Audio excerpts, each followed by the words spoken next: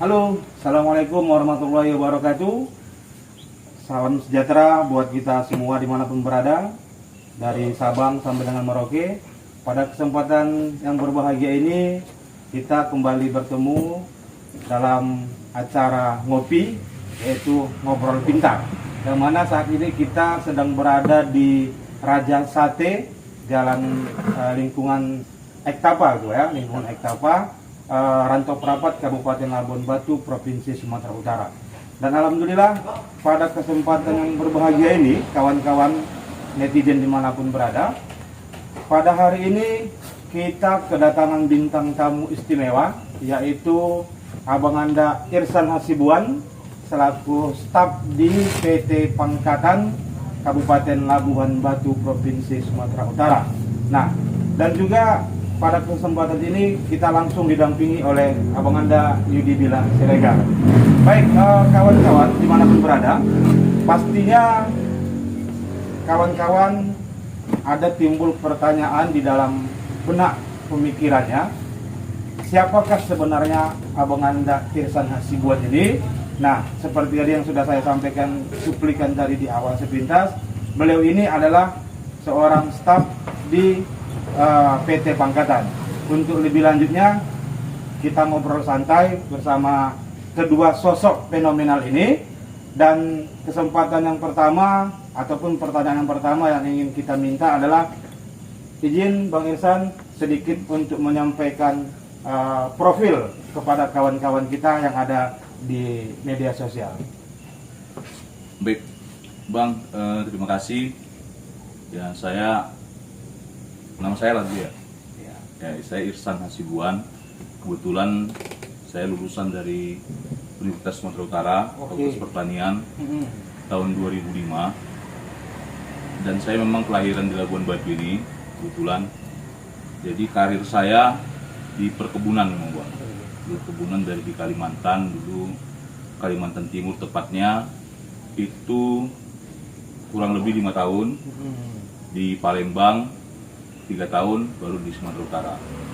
Saat ini perusahaan kita, jabatan saya sebenarnya Skorek namanya, Bang. Skorek, ya. Skorek itu membawahi tentang keamanan kebun. Tapi saya lama di agronomi, asisten terakhir askep di Perkebunan Bila. Perkebunan Bila Labuan Batu. Oke, keluarga di sini semua. Alhamdulillah sini. Di sini semua ya. Nah, jadi kawan-kawan sekalian, tadi itulah sedikit profil tentang Abang Anda kita, Irsan Hasibuan.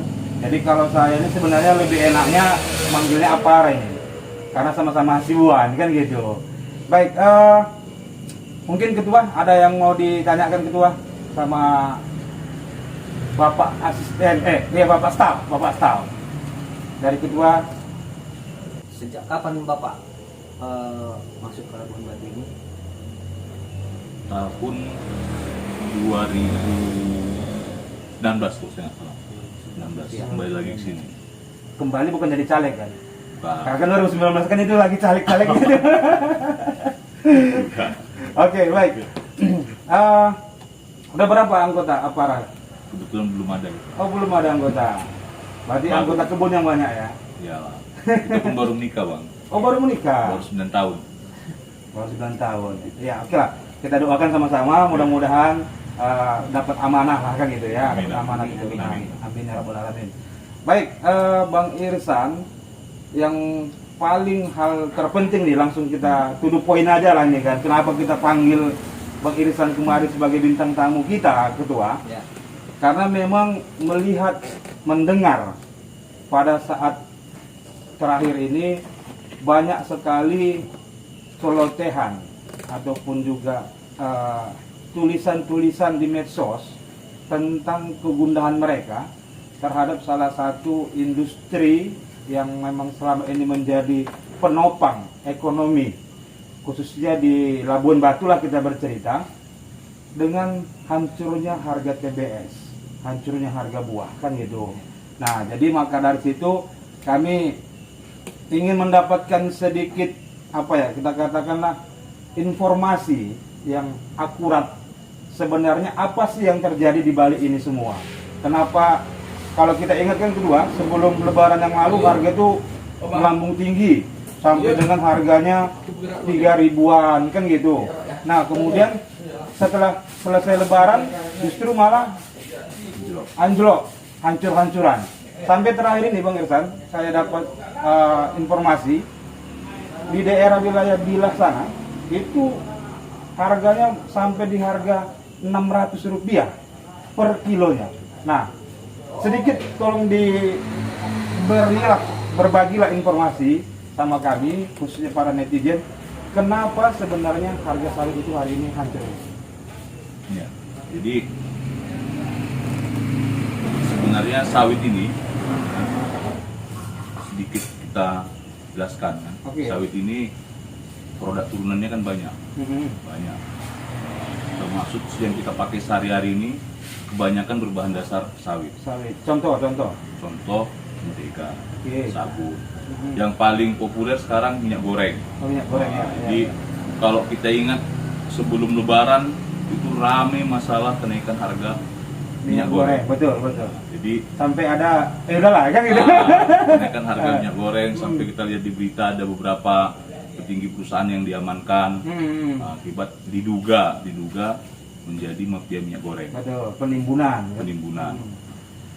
Sebenarnya kenaikan harga minyak goreng itu menurut kami wajar-wajar aja.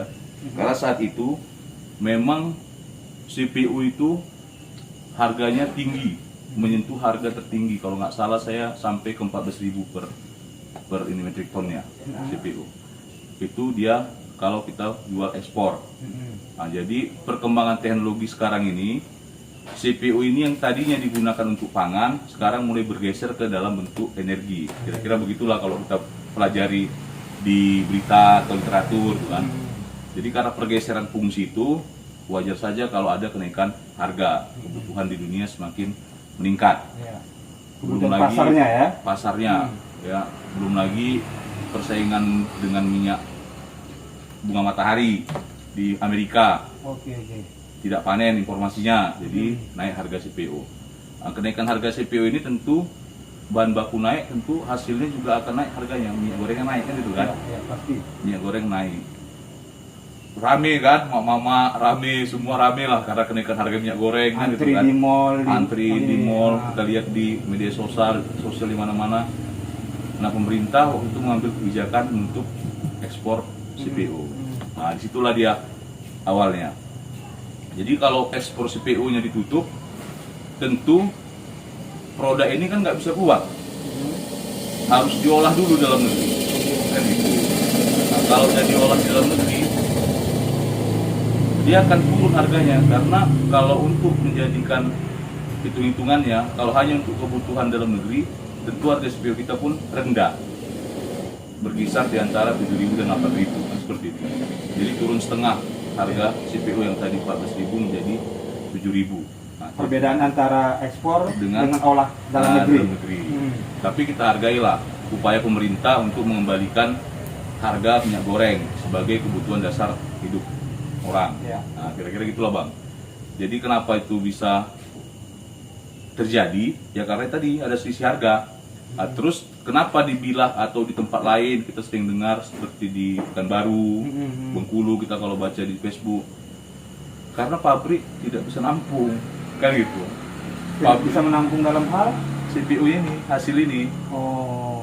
akibat kebijakan tutup ekspor tadi, banyak pabrik yang penuh tangki CPU-nya. Jadinya bahan berlimpah, tapi belum tahu mau dibikin jadi apa, kan gitu. Akhirnya beberapa perusahaan pabrik memilih untuk tidak mengambil buah masyarakat Ya. karena mengancam operasionalnya. Nah, beberapa perusahaan yang memiliki hilirnya minyak goreng, dia masih menampung buah masyarakat. Nah, jadi itulah yang menyebabkan penurunan harga sawit di masyarakat. Untuk saat ini ya. Untuk saat ini itu seperti itulah kita dapat informasinya. Oke. Nah baik, tapi kan kalau memang tadi judulnya karena memang adanya larangan ekspor, tapi kan menurut berita yang kita baca akhir ini juga kan sudah dibuka pintu Ya. ekspornya. Nah kenapa harganya masih belum mengikut gitu? Nah yang menjadi persoalan di masyarakat tentunya adalah harga TBS yang rendah, namun harga minyak goreng atau minyak curah ya tetap tinggi kan gitu Pak. Iya. Begitupun dengan bahan-bahan turunannya seperti tadi mentega dan yang lain sebagainya. Nah ini yang membuat kita masih belum ketemu jawabannya. Yaitu bermainnya di hukum dagang aja. Hukum dagang. Jadi kenapa ya harga minyak goreng tetap tinggi tapi harga petani rendah kan tuh kan? Jadi logikanya kan gitu. Minyak goreng yang dihasilkan hari ini itu adalah stok dari harga yang Waktu pas masa yang lalu ya. masa yang lalu yang mahal. Jadi modal produksinya masih tinggi kan gitu kalau ini dari segi bisnisnya kan. Jadi mereka harus habiskan dulu. Nah, kan gitu kan? Stok yang lama tadi. Stok yang lama tadi dengan harga ongkos yang tinggi tadi. Nah, jadi apakah bisa stabil? Ya bisa. Nanti ketika sudah habis stoknya dengan kebijakan pemerintah, itu bisa kembali stabil. Asalkan harga spot seperti ini. Berarti artinya hari ini yang ada di pasar minyak goreng itu adalah merupakan bahan baku dari berapa bulan yang silam lah itu intinya. Nah, bisa jadi seperti itu loh Bang. Ya. Karena kita nggak ada juga kita nggak punya rekening minyak goreng, tapi bisa jadi seperti itulah dia Pak. Kira-kira Artinya pandangannya ke sana lah ya Iya. tentunya. Nah, tapi kan kalau kita melihat juga bahwasanya TBS di lapangan itu selain dari harganya rendah, nah yang menjadi kita bingungkan itu pada saat hasil panen mereka hari ini sedang baik-baiknya kan gitu kan, sedang subur-suburnya kalau kita bilang banjir buah lah kan seperti itu. Nah, apakah tidak ada solusi dari ya katakanlah kalau seperti orang-orang perkebunan ataupun pihak-pihak PT tadi kan punya organisasi tersendiri kan gitu, punya himpunan tersendiri. Apa nggak ada solusi lain daripada menurunkan harga? Bahkan saya dengar kabarnya di beberapa wilayah PKS tidak menampung buah dari masyarakat. Nah ini kan efeknya kan luar biasa Berantai. sebenarnya, sangat berantai kan gitu terhadap efek negatifnya tadi gitu. Nah makanya saya pikir di dalam himpunan pengusaha sendiri, pengusaha tanda kutip bukan himpunan apa itu ya, tapi bagian kelapa sawit, nggak ada kira-kira solusi yang diberikan begitu, baik masukan kepada pemerintah maupun salah satu mungkin cara-cara terbaik dengan memberikan informasi kepada masyarakat gitu. Karena sebenarnya kebijakan ini masyarakat umum khususnya petani ini nggak tahu tentang yang tadi kita sampaikan sama Pak Rene, yang mereka tahu bahwasanya PKSA, PKSB tutup, nggak mau menerima lagi seperti itu. Jadi kalau menurut pendapat saya pribadi nih, pendapat saya pribadi, sebenarnya masalah itu bisa diselesaikan asalkan ada duduk bareng kayak kita ini, kan itu kan? Ngopi lah ya. Ngopi lah, kan? Ngobrol pintar. Jadi pengusaha, pemerintah, dan para stakeholder duduk bareng Iya betul. untuk mensiasati permasalahan yang ada ini. Karena mau tidak mau, kalau di Labuan Batu ini, ya kan, kita sama-sama tahu perekonomian ini basicnya ya kelapa sawit. Betul. Ya. Jadi kalau kita ingat dulu sebelum puasa, kelapa sawit harganya sampai menyentuh harga 3.200, 3.400 kan itu kan, rame kedai kopi. Kan gitu, parameternya kan gitu aja. Rame kedai kopi. Nah, sekarang dengan harga sawit seperti ini, kita bisa lihat di kota Ranto ini, rata-rata kedai kopi sunyi. Kan gitu, kedai kopi sunyi. Jadi sebenarnya dengan melihat ini harusnya ada musyawarah kan itu antara pengusaha dengan pemerintah gitu kan. Pemerintah juga tidak bisa berpikir sendiri, pengusaha juga tidak bisa mengambil kebijakan, harus didukung oleh pemerintahnya. Kebijakan apa yang bisa diambil? Salah satunya apakah dengan melonggarkan kembali izin ekspor kan itu kan, melakukan segera pendekatan-pendekatan kepada pihak-pihak swasta kan itu. Terus apalagi yang bisa dilanjutkan? Dan pendidikan ke petani. Ini penting untuk mensiasati harga turun, karena petani kita hari ini yang kita ketahui rata-rata ini sebenarnya masih minim pengetahuan soal sawitnya. Nah, jadi sawit itu dia bicaranya kalau lagi tinggi pupuk gitu kan, kalau nggak tinggi dia nggak pupuk. Sebenarnya mensiasati harga turun itu ya dengan cara menjaga kestabilan produksinya Produksi dari sawitnya sawit ya. sendiri. Ya. Mhm. Itulah peranan dari pemerintah dan swasta seharusnya mengedukasi masyarakat untuk tetap melakukan best management practice sehingga dalam kondisi apapun harga naik turun itu tidak terlalu terasa untuk si petani gitu. Untuk Dikarenakan masyarakat. memang hasil produksinya tetap ada. Tetap ada kan tuh kan. Kalau terkait dengan pabrik yang itu tadi itu mungkin dengan ngopi-ngopi kita ini lah mungkin bos-bos itu di atas kan. Ngopi-ngopi macam mana caranya supaya melahirkan kebijakan yang benar-benar pro terhadap kepentingan rakyat. Tapi Khususnya kalaupun maaf saya potong kepada. Kalaupun seandainya kita berbicara tentang masalah kebijakan pemerintah, tapi ini fokusnya pemerintah pusat ya. Pemerintah daerah nggak mampu. saya pikir untuk pemerintah daerah kurang begitu Kurang, bisa untuk memutuskan ya. ini. Jadi memang ya paling pemerintah daerah sampaikanlah ke pusat kondisi kita di sini gitu kan. Ini beda dengan Pulau Jawa kita ini soalnya. Oke, bedanya? Kalau Pulau Jawa itu ya harga minyak goreng naik mereka terasa. Kan tuh kan. Karena? Kalau ya karena mereka makannya nggak dari sawit kan itu. Oh iya. Kalau kita kan minyak goreng naik, kebayang masyarakat santai-santai aja gitu. Iya. Malah makin rame tempat nongkrong kan gitu dia. Betul. Nah, jadi harusnya pemerintah daerah ini menyampaikan ke pusat untuk memberikan alternatif supaya cepat ini selesai nih. Kalau ini tidak segera terselesaikan, efeknya bahaya. Bahayanya apa? Pabrik-pabrik banyak yang menutup produksi, buang masyarakat tidak tertampung kan gitu dia. Dan efeknya pasti akan ada ujung tombaknya tentang PHK juga kan? Pasti itu ya. Ujungnya seperti itu. Kalau Karena tidak selesai. nggak balance kan antara Iya. pengeluaran perusahaan Iya, dengan dengan pemasukannya gitu. Nah jadi kalau memang pemerintah daerah tidak mampu ataupun kita katakan tidak memiliki kekuatan penuh lah ya terhadap kasus ini kan begitu. Namun kan setidaknya begini ya para, kita perhitungkan di Labuan Batu Raya ini ya, salah satu yang terdekat sama kita 3 kabupaten ini kan memang jumlah PKS-nya kan juga banyak, jumlah perkebunan juga banyak ketua. Tapi yang kita sayangkan, arti kata yang kita sayangkan ini kan bahagian daripada kawan-kawan petani yang ada di lapangan, tidak adanya sama sekali informasi yang akurat yang disampaikan oleh pemerintah maupun pengusaha dari PKS tadi gitu. Nah, seolah-olah petani mandiri hari ini merasa mereka itu dimonopoli. Wah, saat mereka ini lagi banyak-banyak produksi buah, harga diturunkan, harga anjlok. Akibat mupuk semalam ya. Iya, akibat nipu semalam kan gitu, kebanyakan mupuk. Nah, tapi nanti pada saat buah trek, harga naik. Nah, ini apakah memang betul ada istilah monopoli? Apa? Kalau masalah itu Ya ini kan di luar konteks ekspor impor Iya. tadi gitu loh. kalau itu saya pikir enggak lah ya. Heeh. Karena perusahaan pun pasti butuh buah, kan? Pasti butuh buah untuk beroperasi. Nah, tinggal lagi rantai itu tadi kan adanya di harga, ya kan? Jadi kayak pabrik-pabrik yang ada di Labuan Batu yang banyak ini pun dia tidak semuanya memiliki refinery minyak goreng. Dia tetap bermuara ke perusahaan-perusahaan yang memiliki refinery minyak goreng. Hanya segelintir lah, terhitung lah ya. Ada beberapa yang memiliki izin, ada yang memang tidak. Kayak kami kan tidak punya refinery minyak goreng, jadi memang kami jualnya CPO. Kan gitu.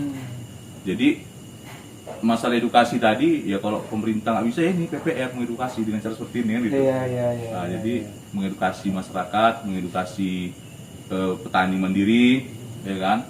Kalau petani-petani yang ladangnya 70 hektar, 100 hektar mungkin mereka tidak terlalu. Betul. Nah, tapi kan banyak juga petani-petani yang ladangnya hanya di belakang rumah cuma 60 pokok gitu kan. Jadi dengan adanya seperti ini, mudah-mudahan mereka teredukasi, mensiasati bagaimana kalau terjadi penurunan harga, kan gitu. Jadi buah naik, ya benar. Tapi sebagian orang buahnya nggak naik, malah trek kan itu dia. Iya. Nah, jadi bagaimana supaya dia jangan terlalu terasa, diedukasi dengan seperti ini menurut saya. Kegiatan PPR ini dengan ngopi tadi nih, ngobrol pintar ini. Iya. Ketua ada yang mau ditanyakan ketua tentang harga, karena ketua pun juga punya sawit gitu. Iya, hancur kali. Ada lagi ketua yang lebih parah, kawan kita baru beli lahan sawit. Iya. Harga udah turun. Baru beli lahan sawit 2 hektar, harga udah hancur. pikiran dia, oh sawit lagi naik. Sawit lagi naik. Cocok ini beli lahannya kan. Rupanya begitu dibeli, Hancur harga sawit. salah perhitungan ya. Salah perhitungan, Iya, betul. Iya. Cuman intinya kalau dari pengusaha sendiri sebenarnya nggak menginginkan lah ya intinya ya. Tidak Saya menginginkan. pikir tidak. Karena yang namanya pengusaha, dia pasti kan pengen untung juga. Betul. Kan gitu. Jadi nggak ada lah pengusaha yang mau rugi, saya pikir kan. Maksud juga petani kan juga kalau dikategorikan mereka juga pengusaha sebenarnya, pengusaha mandiri. Jadi Saling membutuhkan. saling membutuhkan. Jadi kita pun pusing juga ini sebenarnya Bang. Saya yakin semua perusahaan pusing dengan kondisi yang seperti ini. Gitu. Iya. Artinya mau ngambil buah masyarakat takut tangki penuh, Iya. kan itu kan? Nggak diambil masyarakat buah yang nggak laku. Yang terjadi apa? Kejahatan di mana-mana, kan itu dia Bang. Betul. Ya. Jadi kami pun sebenarnya pusing dengan posisi seperti ini gitu. Karena mata rantainya berpengaruh ya. Iya, terhadap berpengaruh. semua. Jadi itulah. Beda tadi kasusnya dengan kalau di Pulau Jawa ya. Iya, Karena memang betul. bukan di sana sandaran hidupnya. Iya. Mereka kan nggak makan dari sawit, jadi harga sawit naik, ribut mereka kan itu kan. Ya tadi kembali lagi lah tadi kepada kebijakan pemerintah. Saya pikir pemerintah pun sudah sangat pusing lah untuk bebannya. Di satu sisi dia harus mengembalikan harga bahan pokok kan itu kan. Di sisi lain dia harus menjaga fondasi ekonomi khususnya di Pulau Sumatera. Tapi begini juga, Para, kalau kita melihat sepintas lalu lah ya, kita perhatikan lalu lintas di daerah kita ini, sebenarnya kalau untuk truk tangki pembawa CPU ini saya lihat nggak ada ininya, Iya. nggak ada kurangnya kok, Iya. tetap stabil yang kita perlihatkan selama ini lah Iya. di perjalanan gitu. Artinya kan kalau bisa dibilang kan nggak mungkin dengan lalu lintas yang lancar tadi pengiriman CPO di beberapa PKS tadi CPO-nya masih menumpuk. Gitu. Nah, logikanya kan gitu kalau ini dalam Ya, bayangan ya. saya pribadi gitu. Ya. Nah, artinya kan CPO itu terus berkurang, terus dikirim. Iya. Tapi kenapa masih ada juga buah masyarakat yang nggak diterima? Kalaupun diterima harganya hanya sekian rupiah. Ini kan sebenarnya ya menyakitkan juga, sangat menyakitkan hati para petani mandiri kan gitu. Kalau yang namanya tadi perkebunan ya mereka udah punya manajemen sendiri kan, bisa mensiasati dan antisipasinya ada. Walaupun pasti ada juga plus minusnya kan gitu. Oke, nah baik. Jadi yang itu saya pikir udahlah nggak perlu kita perpanjang lagi karena yang saya dapatkan dari Apara ini semuanya itu tidak bisa diselesaikan melalui pemerintah daerah, harus pemerintah pusat. Tapi yang setidaknya kita petani mandiri ini harus punya action lah ya. Walaupun harga rendah, ya suatu saat kan juga pasti akan mengalami kenaikan. Tapi harus tetap menjaga bagaimana produksi sawit dia stabil kan seperti itu. Oke baik. Jadi kawan-kawan dimanapun berada tentang mengenai isu ataupun permasalahan lah ya tepatnya yang dialami para petani mandiri hari ini tidak lain dan tidak bukan adalah merupakan bagian daripada adanya beberapa kendala-kendala yang dialami pemerintah khususnya tentang ini adalah pemerintah pusat kan seperti itu. Baik, kita beranjak ke segmen berikutnya Apara tentang kaitannya antara perkebunan dengan masyarakat. Ini bukan masalah TBS, Ketua. Nah, yang mau saya tanyakan begini. Kenapa kita perhatikan kebanyakan, ya tidak semua, kebanyakan perkebunan-perkebunan itu sangat sedikit sekali merekrut karyawan dari daerah setempat begitu. Yang kita perhatikan justru malah lebih banyak dari luar daerah. Nah ini sebenarnya memang adakah hal-hal strategi yang diciptakan sendiri atau gimana? Nah, mohon penjelasannya dulu ya gitu. Pengen tahu juga. Pengen tahu juga gitu. Bisa. Jadi sebenarnya ya itu kembali lagi ke masalah SDM. Oke, SDM ya. Bang. Jadi SDM sumber daya manusia. Terkadang gini, anehnya di kita ini dia kerja di kampungnya nggak bagus dia. Kan Bang? Faktor apa yang menyebabkan itu kita pun sebenarnya masih bingung, tapi nggak semua lah, beberapa oknum lah. Diletakkan di tempat lain dia jadi bagus kan itu dia. Nah, jadi itu semua pengaruh dari SDM-nya. Kalau perusahaan saya pikir ya senang-senang aja kalau orang lokal banyak yang bagus. Artinya banyak yang bisa dia hemat. Nah, tapi kadang-kadang perusahaan ini kan basicnya adalah keuntungan kan teman, Iya. keuntungan. Nah, kadang-kadang itu tadi beberapa oknum lah ya, saya bilang oknum nggak semua ya. Semua, betul. Mungkin yang abang lihat itu beberapa lah oknum ya. Mereka tidak bisa menunjukkan kinerja ya. yang bagus di daerahnya kan gitu. Sama kayak saya ini kan dulu juga dari Kalimantan, Iya. dari Palembang, Perputar ya. terputar baru saya balik ke daerah sendiri kan gitu dia. Kampung sendiri. Nah, harusnya kan kalau kita di daerah kita itu kita harus menunjukkan kinerja yang paling baik. Nah, karena itu yang harga diri juga kalau menurut saya. Iya. Harga diri putra daerah di situ. Kan itu. Jadi kalau satu aja yang berbuat jelek, perusahaan akan lihat, ini nggak bisa ini kan itu kan. Akhirnya efeknya apa? Penerimaan kan berikutnya, oh kita pakai orang ini aja supaya lebih bagus gitu kan. Nanti yang ini di mana? Oh yang ini nanti di sana, taruh di daerah sana dia supaya lebih bagus. Tuh bagian dari treatment lah kalau saya pikir berdasarkan pengalaman perusahaan sendiri. Ya, alhasil sebenarnya kan bukan semua putra daerah juga yang tidak bagus kan gitu. Nah, makanya saya bilang tadi Oknum ya. Tapi karena tadi mungkin terlalu seringnya oknum-oknum ini tadi terdapat sehingga mencap Iya. brandnya Iya. jadinya seperti itu ya. Tapi itu pun semua kita melalui proses seleksi lah bang. Seleksi tetap kita buat secara terbuka. Jadi kita buat secara terbuka, namanya kita kan pembukaan karyawan. Itu kan ya. terbuka untuk umum.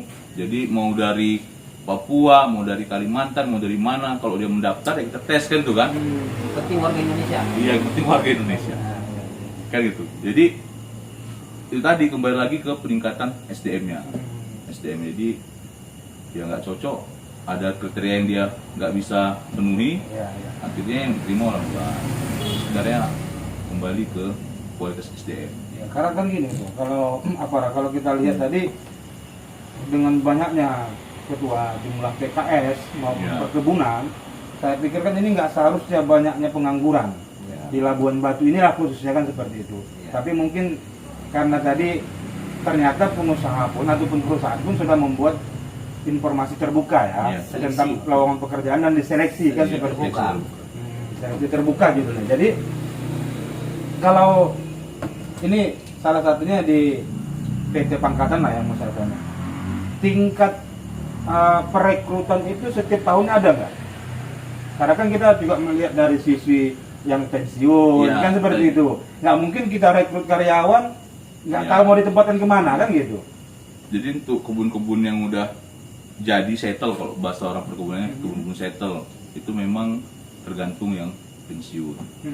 Jadi tidak semesti setiap tahun ada. Kadang-kadang setiap tahun sering penerimaan karena banyak yang pensiun. Kadang satu tahun itu tidak ada gitu kan. Berarti nggak menjadi kewajiban tiap tahun menerima. Tidak mesti, Ya, ya. ya. Tidak mesti karena kebutuhannya kan kita ada hitungannya, ada normanya kan tuh kan. Ya. Ada norma yang harus dipenuhi. Jadi kalau kebutuhan sudah cukup, udah penuh ya kita tidak buka. Cuman kalau ada yang pensiun kita buka gitulah gitu. Oke, gitu. Nah, mana tahu nanti kita kan punya anggota banyak. Iya. Aparat di PPR kan ketua ya. Sampai hari ini kalau nggak salah 5.000 atau 6.000 lah ya, Ya. anggota kita di PPR. Ya ini kan apa salahnya nanti kalau ada informasi-informasi itu sampailah Oh, ke iya, kita bisa. kan gitu. Bisa Ya lah, kita dengan bukan senang. bermaksud yang lain-lain, artinya kita ikut jalur Iya. bagaimana semestinya kan gitu, Seleksi. seleksi. Nah, cuman setidaknya kan kita tahu, oh ternyata ada info Ya. lowongan pekerjaan seperti itu. Nah, ini kalau kita bercerita tentang sawit tadi sudah, tentang masalah rekrut ya, perekrutan karyawan juga sudah. Nah, kemudian yang mau kita tanyakan nih aparat, cuman ya boleh dijawab boleh enggak juga, karena ini ketua pertanyaannya agak nyelekit gitu ya kan. Nggak harus dijawab ya. Enggak harus dijawab. Cuman kalau dijawab, ya Alhamdulillah. alhamdulillah dengan senang hati mendengarnya. Jadi kita dapat informasi. Dapat informasi terkait tentang pemberdayaan dari PT Pangkatan terhadap masyarakat sekitar maupun secara umum yang biasa disebut orang sebagai CSR kan gitu. Nah, kalau boleh tahu nih tentang CSR Pangkatan itu sejauh mana sudah perkembangan ataupun realisasinya? Kalau untuk perkembangannya ya, Yang pastinya kita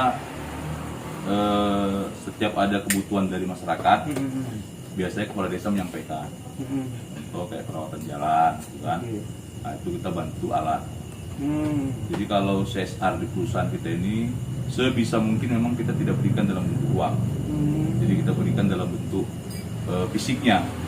Nah, misalnya dia butuhnya alat rawat jalan, yang kita kasih alatnya gitu. Nah, Lebih kepada kerjasamanya lah iya, ya. gitu. Jadi kita yang menghindarkan hal-hal yang berbau uang tunai. Ya, kita menjaga lah supaya ini benar-benar dirasakan, walaupun kecil tapi dirasakan manfaatnya oleh masyarakat. Khususnya masyarakat setempat lah kan gitu. Tempat, ya. Jadi kayak butuh bangunan masjid yang kita kasih semennya gitu loh, Iya. atau pasirnya gitu dia. Jadi kita nggak berikan uangnya, Fisiknya ya. Fisiknya ya, betul fisik. Bukan uang tunainya ya. Iya, jadi Karena betul. kalau uang tunai ini efeknya juga pasti Iya. ada ya. Iya. Kita hanya mau memastikan bahwasanya yang sekitar itu berguna untuk masyarakat, itu aja. Kepentingan publiknya lebih Iya. terasa seperti itu. Oke. Ketua, apalagi kira-kira yang mau kita kupas? Kalau saya ketua yang banyak yang mau dikupas ini ketua. Cuman ya mohon maaf deh, ketua pun ya aparatnya jauh kan gitu. Nanti lama kali saya sekap di sini nggak enak kan. Cuma intinya kalau saya sih gini ketua, yang mau saya tanyakan sama ketua juga nih. Soalnya jarang-jarang ketua manajer itu mau diwawancarai terbuka seperti ini, Iya. ataupun staff. Nah, jadi ini kenapa bisa kita hadirkan ini ketua? Gimana saudara kedekatannya dulu? Ini dulu yang kita tanya. Jadi begini Bang, kebetulan beliau ini adalah sahabat saya, Oh gitu. dan beliau ini memang orangnya bergaul, ya, dan terbuka lah gitu. Karena beliau ini bisa kita ajak kemari ya kan, seperti Abang bilang tadi, kalau udah taraf manajer ini Susah. agak sulit kita komunikasinya ya kan. Betul, ya. Tertutup lah kebanyakan. Tapi memang kebetulan beliau ini memang karena memang bergaul, ya semua dia temani ya kan. Jadi semua yang ada di Labuan Batu ini alhamdulillah beliau temani ya kan. Jadi mungkin itu salah satu faktornya keterbukaan beliau berteman ya kan. Iya. Tapi bukan karena dikasih uang jalan kan? Ya soalnya bintang tamu kita kan nyeri-nyeri gitu Pak. Tapi kan ini Bang, kan kita panggil beliau kan karena beliau punya basic di perkebunan. Betul. Iya, Karena kan? memang hari ini pun sedang viral-viralnya tentang itu Iya. CDS tadi Kita kan. juga perlu banyak informasi tentang perkebunan ini kan. Iya. Karena kita memang berkutat ini di perkebunan. Betul. Bayangkanlah sekarang banyak pengangguran akibat itu tadi. Kalau saya bilang jangan seperti Bapak disampaikan tadi, akibat SDM juga. SDM tadi ya. Ada memang beberapa masyarakat itu berpikiran kalau dia sudah putra daerah dia harus kerja di situ. Banyak itu betul. Iya kan? Tapi dia tidak mendukung, tidak dia dukung dengan skill dan kemampuan dia dan ilmunya kan. Dia hanya menganggarkan PS Iya, ada istilahnya ya. tempat. Bukan Playstore ya kan? Iya, bukan. Kuburas tempat. Jadi inilah membuat dilema sebenarnya di tengah-tengah masyarakat ini. Karena kenapa saya sampaikan demikian? Banyak masyarakat kebetulan menanyakan kepada saya, ketua kenapa kami tidak bisa kerja di situ kan gitu. Dan juga saya juga pernah dulu izin waktu saya dulu di PP pernah saya demon. Ada perusahaan buka di sini yaitu kita katakan ada satu perusahaan di sini. Kita demon akibat ketidakterbukaan menerima tenaga kerja. Oh iya. Iya kan? Ada isu yang mengatakan harus bayar. Ada yang mengatakan banyak menerima dari luar daerah. Jadi waktu itu saya menerima berita demikian, saya kumpul anggota untuk demo, mempertanyakan itu Kebenarannya. Memang waktu saya tanyakan itu ya, sampai sekarang simpang siur sih jawabannya. Ya kan? Jadi kalau dibilang SDM ya bisa jadi SDM. Tapi kalau dikatakan kita tidak punya SDM di Labuan Batu ini tidak mungkin juga kan gitu. Iya. Jadi itu tadi sebenarnya oknum-oknum ini. Kalau saya bilang di perusahaan ini pun ada sedikit segelintir oknum yang tidak bertanggung jawab. Dalam arti dalam penyeleksian harus pakai duit. Nah, iya kan? Iya. Nah, ini sebenarnya kalau saya lihat ini perusahaan ini kan kebanyakan harus adalah sogok menyogok gitulah baru bisa masuk. Betul, betul. Jadi itulah dilema yang dihadapi sekarang di daerah ini. Makanya pengangguran Terus terus meningkat. bertambah. Dan satu lagi, kadang-kadang nengok situasi kondisi suatu daerah, ada memang kadang-kadang masyarakat itu cari kerja itu malas merantau, mau dia di kampungnya aja. Apalagi cakap lah ya, Labuan Batu ini karena terkenal dengan lebar sawit ya kan, orang-orang tuanya kaya, anaknya malas-malas, ya kan, malas, ibaratnya malas sekolah lah, malas bekerja lah kan, karena sudah difasilitasi orang tuanya. Katanya mantap ya. Mantap lah, makan tabungan. Makan tabungan kan gitu. Tapi tabungan ayah, Iya. bukan tabungan sendiri kan Iya. gitu. Jadi saya lihat sebenarnya Labuan Batu ini kendalanya di situ, akibat dari SDM. Anak-anak kita di sini yang mana terlalu dimanjakan dengan materi lah ya. Mak cakap izin lah disekolahkan nanti keluar kota, mak cakapnya sudah gajinya luar biasa, iya kan? Seperti PNS jadinya, kayak golongan 3A gajinya, ya kan? Padahal kalau kita sekolah ini kan harus ini betul-betul prihatin ya kan? Mandiri lah. Mandiri. Ya. Makanya izin banyak sekarang sarjana-sarjana kita yang pulang kampung ke sini tidak siap untuk bekerja. Karena Nggak siap menghadapi kenyataan lah intinya ya. Kenyataan. Jadi lebih senang mereka menganggur, makan harta dari ayah. Mak cakap sampai menikah kadang-kadang, iya kan? Banyak. Itu dilema Labuan Batu. Terakhir yang disalahkan pemerintah juga ya kan? Iya. gitu ya? Jadi kadang-kadang kita menyalahkan perusahaan, Iya. menyalahkan pemerintah. Ya. Tapi kita sebenarnya yang tidak salah. introspeksi diri. Iya. Introspeksi diri itu kita tidak siapkan kemampuan kita untuk bekerja. Oke. Ya, perusahaan kan tidak mau rugi Iya. menerima orang yang tidak siap untuk bekerja, Tidak iya kan? kompeten lah ya. Tapi masyarakat selalu menyalahkan perusahaan. Nah, kenapa saya kayak katakan demikian? Saya juga pernah dulu di perusahaan, kan gitu, kerja di perusahaan. Dan saya rasakan itu, memang perusahaan itu ya namanya usaha ya kan, tidak mau rugi kan gitu, tetap harus untung. Iya, iya. Nah, jadi harusnya kita masyarakat Labuan Batu ini kita tunjukkanlah kepada perusahaan bagaimana kita itu memang siap dan mampu untuk bekerja di perusahaan itu, siap bersaing, ya kan? Bukan siap untuk demon. Nah, ini kadang-kadang dikit-dikit kita demon. Sementara kita yang nggak siap kan gitu. Nah, jadi dilema di Labuan Batu ini, makanya banyaknya pengangguran dan meningkatnya kejahatan. Yaitu akibat satu malas kerja. Sudah sarjana, udah disekolahkan ayahnya ke Pulau Jawa, kemana-mana, balik kemari, ya nggak mau kerja. Banyak. Nah, tapi tidak semua. Sebagian. Kan gitu Bang. Nah, iya kan Bang? Segelintir orang lah ya. Itu karena kenapa saya katakan demikian? Karena saya di lapangan. Banyak sarjana. Keluh kesah itu juga Iya. sampai kan gitu ya. Keluh kesah masyarakat itu sampai kepada kita. Izin, ada yang ngantarkan izin lah, mohon maaf. Ketua, saya mau kerja. Proposalnya sama saya dikasih. Padahal saya bukan direktur perusahaan. Kan gitu. Nah, jadi itu yang terjadi di lapangan. Mereka tidak bisa bersaing, tidak siap untuk bersaing. Nah, karena apa? Dimanjakan dengan kekayaan Labuan Batu lah kita bilangnya. Kita tahu lah Labuan Batu ini katakan orang Kota negeri kebanggaan. dolar. $1 ya. Kalau kita ke Jawa orang mana? Medan. Wah, kaya. Kalau kita ke Medan, ke Medan lah kita kan, dibilang orang mana? Labuan Batu. Wah, orang kaya ini. Tapi kalau kita ke Jawa dibilang kita orang Medan, wah ini orang kaya juga nih, kan gitu. Itu yang terjadi. Asal kita sekolah ke Jawa, dari mana Bang? Oh, kita dari Medan. Lebar sawitnya ya. Nah, gitu juga. Udah ada brandnya ya. Nah, brandnya di situ kan. Oke, oke. Nah, Nah terus kalau menurut pandangan ketua sendiri ya, artinya tanggapan ketua terhadap situasi tentang harga sawit tadi bagaimana menurut pandangan ketua? jadi kalau masalah harga sawit ini Bisa nggak terima tadi dengan yang pernyataan aparat kita? kalau secara logika bisa kita terima. Bisa diterima ya. Secara logika ya. Hmm. Tapi kalau secara keseluruhan ya kita belum tahu kayak mana permainan perusahaan. Kan gitu. Iya, iya. Tapi kalau secara logika ya sama itu kayak berdagang. Naik turun harga itu ya. Hah?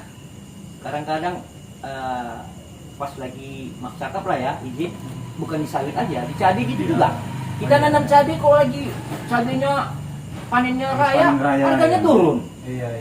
Itu Iya, kan? bagian dari monopoli yang tadi Ya, saya itu tadi. itu. Kita kan secara logika yang disampaikan tadi kita terima kan gitu.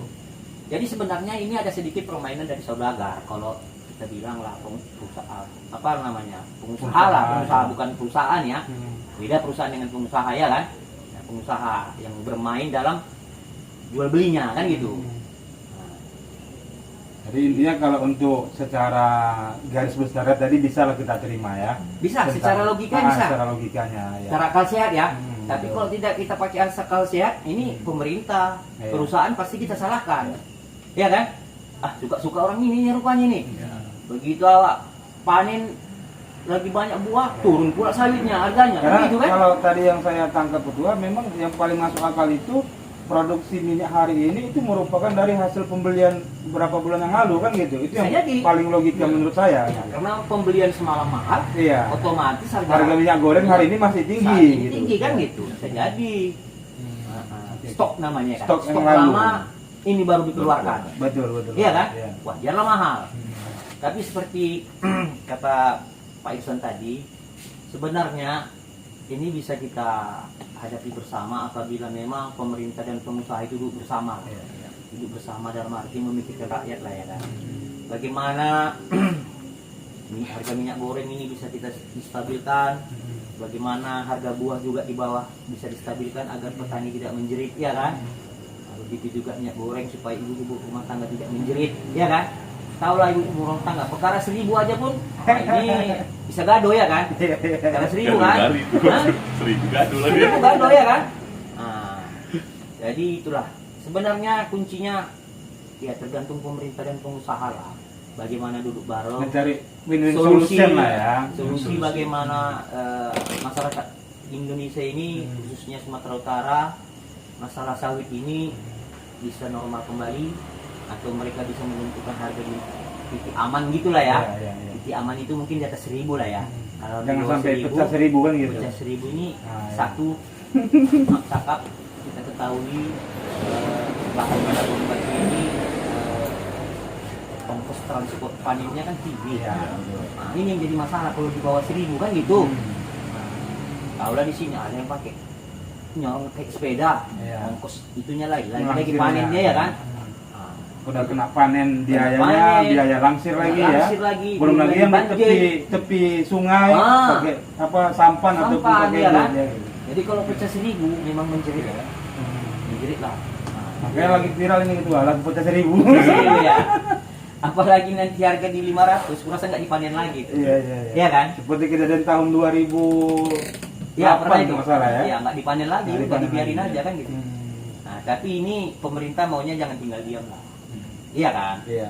Makanya kalau secara pribadi lah harapan ketua lah tentang mengatasi, mensikapi kasus saat ini terhadap TBS bagaimana kira-kira? Ya, harapan saya mudah-mudahan pemerintah pusat lah ya. Kalau pemerintah daerah kurasa kurang lah. Hanya Kurang efisien lah ya. Nah, kalau pemerintah daerah ini kan hanya bisa menyampaikan aja. Untuk memutuskan itu mereka tidak bisa. Iya. Makanya kalau kita demo di sini pun mereka hanya bisa mendengar aja, tidak bisa memutuskan. Iya kan? Mereka apa yang kita sampaikan mereka terima, mereka sampaikan ke pusat. Kan gitu. Di pusat lah yang menentukan itu. Untuk menjaga stabilitas ekonomi ya pusat lah. Kalau saya bilang, iya kan? Pemerintah pusat lah. Mudah-mudahan pemerintah pusat dapat Segera lah menemukan solusi. mendapatkan solusi bagaimana petani-petani ataupun harga TBS ini normal kembali. Iya. Harapan kami demikian. Karena ketua pun juga merupakan bagian dari petani mandiri juga kan gitu. Iya. Oke baik, terima kasih ketua. Kembali nih ke Aparang, kalau boleh tahu untuk ini memang akan terjadi sebenarnya, tapi tidak dalam waktu dekat, beberapa tahun ke depan lah kan gitu. Sedikit menambahkan pertanyaan yang sering saya dengar ini, terutama di lingkungan perkebunan, tentang yang namanya suatu kegiatan aspirasi masyarakat atau aspirasi rakyat tentang pemilihan, baik itu pemilihan kepala desa, pemilihan kepala daerah kan gitu. Nah, benar nggak sebenarnya setiap pada momen-momen tersebut ada suatu pengkondisian Maksudnya pengondisian tuh suara gitu? suara. Oh, berat juga pertanyaan ini. Kita berapa ngopi ya, Nah, jadi yang minum dulu, ayo minum. ya belum ngopi biar Nggak gawat itu jawabannya. Iya. Salah jawab nanti bahaya ini ya kan. Rahasia perusahaan ini. Iya. Jadi kalau untuk pengkondisian saya pikir nggak ada lah ya. Kalau dari perusahaan kita netral lah. Karena dalam arti kata kalau sampung usaha itu sama-sama aja bang. Siapapun yang Pemerintah pemerintahnya yang penting sama kita kebijakannya baik dari itu aja. Nggak ada harus si A, si B, nggak ada. Kita nggak pernah mengarahkan seperti itu. Itu tergantung dari pilihan hati nurani masing-masing kan. Berarti nggak ada dipaksakan Tekanan. Gitu nggak ada ya. Yang masyarakat tinggal blok sekian harus milih yang ini gitu nggak ada ya. Itu nggak ada. Kita nggak pernah campur di situ lah. Kalau misalnya ada saya mau mencalon gitu, ke saya dekati manajernya ya kan. jadi izin bang, kalau Ah. memang ada tekanan, Ah. berarti ada pertukaran karyawan. Iya kan?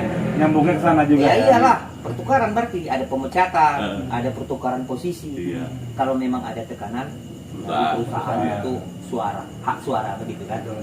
Ada juga efeknya sampai. Oh pastilah. Pasti. Ya, kalau ditekan abang nggak mau milih, berarti Ganti. abang kalau nggak diganti dipindahkan, kan gitu kan? Tapi ini saya dengar belum ada kan gitu. Kira. Sebenarnya memang ada yang mau saya tanyakan lagi, tapi nanti takutnya terlalu tajam kali ya kan, yang nggak enak kita sama Apara. Ya nanti ditanyakan di balik layar aja lah. Intinya gini Apara, sebelum kita closing bincang-bincang kita ini, ngopi kita ini, setidaknya saya mau inilah mendengarkan sedikit statement lah dari Apara, setidaknya mewakili daripada banyaknya perusahaan ya yang ada di Labuan Batu terkait tentang menyikapi harga TBS tadi, kemudian ya mungkin lebih kepada saran lah. Ya. Karena kan kalau Apara tadi sudah menyampaikan beberapa karirnya di luar daerah dan akhirnya hari ini pulang ke kampung kan gitu. Ya bukan pulang kampung gitu pulang ke kampung. Jadi pulang ke kampung itu setidaknya tolonglah disampaikan informasi ataupun sedikit edukasi lah kepada masyarakat luas khususnya Labuan Batu. Supaya tahu masyarakat Labuan Batu bagaimana sebenarnya kondisi perusahaan Betul. di sini ya. Bagaimana Jangan kondisi simpang siur ya, Bang? perusahaan dan Iya. bagaimana menyikapi harga ini tadi gitu Bang. Iya. Baik bang, makasih gua izin gua ya. Jadi seperti yang tadi kita bahas di awal, pada prinsipnya sawit ini ya seperti ini aja dari dulu. Artinya memang dia sudah jadi primadona dari sejak tahun kapan penjajahan kan gitu kan. Nah tinggal lagi yang berkurang itu sekarang sebenarnya kualitas dari SDM-nya. Ini harus dikembalikan kan itu, harus dikembalikan. Disinilah sebenarnya peran serta pemerintah daerah. Bagaimana mengedukasi masyarakat, ya kan, supaya jangan menjerit pupuk mahal gitu kan. Sebenarnya pupuk itu nggak mesti yang mahal kan gitu. Pupuk itu yang penting adalah unsur haranya, bukan mereknya. Nah itu harus dikembalikan mindset para petani mandiri supaya bisa mengatasi kos tadi gitu. Ya. Bagaimana cara memanajemen kebun yang baik kan itu. Itulah peran serta dari PPL. Ya bila perlu dilibatkan perusahaan-perusahaan sekitarnya. PPL melibatkan perusahaan-perusahaan sekitarnya untuk mengedukasi masyarakatnya kan itu. Nah, kalau perusahaan bisa dapat produksi per tahunnya 27, masyarakat kok nggak dapat kan itu dia. Kok nggak dapat padahal Kadar ya? ton produksinya. Oh, ton produksi. TBS-nya kan gitu. Hasil ya. Kalau bisa dapat segitu kok masyarakat kok nggak dapat. Itu Iya. harusnya di situ peran serta dari pemerintah daerah dalam hal mengedukasi masyarakat. Nah peran serta PPR juga kan itu. PPR dalam mengedukasi seperti di YouTube ini kan itu dia. Nah jadi bagaimana caranya agar petani tahu nih persaingan harga pupuk. Karena kita nih payah nih mindsetnya. Merek Yamaha dibilang Honda gitu dia. Dia harus Honda gitu kan. Nah, itu dia sudah terblended Ini pada perkara mindset ya? perkara mindset ini. Iya. Padahal pupuk itu banyak kayak dari punya para kan, organik bagus digunakan. untuk kesehatan tanahnya, kan itu dia. Iya. Jadi pupuk tunggal digunakan untuk daun, edukasi-edukasi seperti itu yang penting. Jadi jangan berpatokan, oh pupuk ini mahal pasti bagus, belum tentu. Pupuk yang mahal itu belum tentu baik, kan itu kan. Teh kambing pun bagus kalau kita tahu cara menggunakannya. Iya, iya. Nah, jadi itu salah satu contoh kecil yang harusnya bisa sampai ke masyarakat. Kembali lagi untuk masyarakat. Dengan adanya itu produksi akan meningkat, kan itu kan? Produksi akan meningkat. Artinya kita siap dalam kondisi harga yang bagaimanapun kita siap karena produksi kita meningkat. Nah terakhir, ini mudah-mudahan sampai ke bapak tinggi kita kan itu kan. Jadi saya sebagai putra daerah lah, sebagai putra daerah Labuan Batu yang hidupnya dari kecil dari sawit, kan itu kan. Saya jadi sarjana pun dari sawit juga. Kebanyakan Labuan Iya, Batu. Dia jadi sarjana pun Nggak dari bisa sawit dipungkiri juga. itu. Nggak bisa dipungkiri kan Iya. itu kan. Jadi ya saya berharap untuk pemerintah bapak kita yang di pusat sana segeralah mengambil kebijakan-kebijakan yang bagus untuk petani sawit khususnya dan petani pada umumnya, karena kita nggak boleh lupa negara kita ini adalah negara agraria. Iya. Negara agraria. Jangan diganti-ganti, ini perubahan tendensi juga nih Bang, karena sekarang kita sering dengar negara ini negara hukum, jadi yang banyak kasus hukum aja gitu kan, yang kaya pengacara aja gitu kan. Itu akibat banyak masalah, Pak. Iya, Iya. kan gitu Bang. Jadi kita kembalikan lagi lah, negara ini negara agraria lah, Iya, kan iya, itu kan, betul. negara pertanian yang harusnya masyarakatnya hidup makmur di daerahnya. Jadi itu saya pikir udah banyak yang pintar-pintar di Jakarta sana Bang. Saya pikir Bapak Menteri, Bapak Presiden Jokowi, Pak Luhut, kalau dia lihat ini mudah-mudahan tergugatinya, Amin, amin, amin. kan Bang, karena kita di Labuan Batu ini makannya dari sawit dan harus segera diselesaikan permasalahan ini. Iya. Perusahaan pun tidak akan pernah mampu menampung hasil masyarakat kalau kebijakan pemerintah tidak baik, kan itu Bang? Kalau tidak baik. Jadi kita sama-sama mengambil sisi baik dari permasalahan ini, mudah-mudahan segera teratasi. Kemarin kita dengar Pak Mendak sudah melakukan langkah-langkah, kita tunggu langkah-langkahnya, ya kan? Kita optimis sawit tetap jadi primadona di Labuan Batu. Dari saya Bang, masih.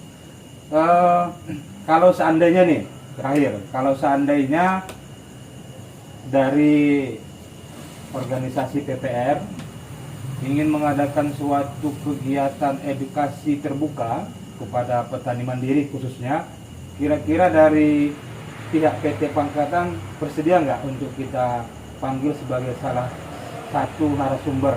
Oh, insya Allah ya bersedia. Bersedia ya? Bagi-bagi ilmu lah. Bagi-bagi ilmu Iya. untuk edukasi tadi Edukasi. seperti itu. Nah, tahu nanti kita bisa programkan itu ketua Iya. untuk saya. Insya Allah. Bisa ya kedua ya, aman itu ya kedua. Iya. Karena kan ini juga kepentingan halayak ramai kan seperti Iya. itu. Oke, baik. Jadi terima kasih banyak Aparaku atas waktu yang telah Iya. diberikan kepada kami saat ini jauh-jauh ya datang kemari. Terima kasih juga ketua telah menghadirkan narasumber yang spirit ya, Iya. yang cukup mewakili hati masyarakat lah ya, Iya. tentang kegundahannya selama ini yang sering terjadi. Baik kawan-kawan dimanapun berada, demikian tayangan kita tentang ngopi ya ataupun ngobrol pintar bersama Abang Anda Irsan Hasibuan selaku staf di PT Pangkatan, yang mana tadi kita telah membahas berbagai permasalahan. Mungkin kalaupun seandainya ke depan ada hal-hal yang ingin dipertanyakan, yang ingin disampaikan, jangan lupa sampaikan aja di kolom komentar YouTube kita. Nanti insya Allah akan kita hadirkan tayangan-tayangan berikutnya, dan tidak menutup kemungkinan kita bisa bertemu kembali dengan Abang Anda Irsan Hasibuan untuk mempertanyakan kan gitu Dalam. loh, lebih dalam lagi tentang pertanyaan-pertanyaan dari netizen, Ya. khususnya masyarakat, para petani-petani mandiri. Baik, demikian aja, terima kasih. Mohon maaf atas segala kesilapan dan terima kasih atas segala perhatiannya. Assalamualaikum warahmatullahi wabarakatuh. Waalaikumsalam. Terima kasih Aparaku. Terima kasih kedua. Ya.